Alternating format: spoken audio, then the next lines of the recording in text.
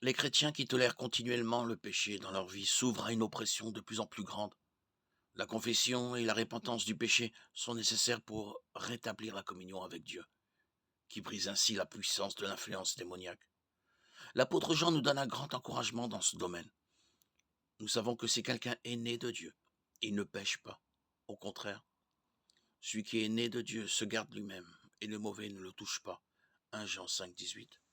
Un chrétien a toujours la puissance de vaincre et d'être délivré de l'oppression démoniaque. Jean a écrit « Celui qui est en vous est plus grand que celui qui est dans le monde ». 1 Jean 4, 4. La puissance du Saint-Esprit qui demeure en nous, Romains 8, 9, est toujours disponible pour surmonter l'oppression démoniaque. Aucun démon, pas même Satan lui-même, ne peut empêcher un chrétien de s'abandonner au Saint-Esprit et de vaincre ainsi toute oppression démoniaque.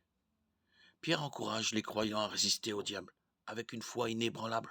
1 Pierre 5, 9.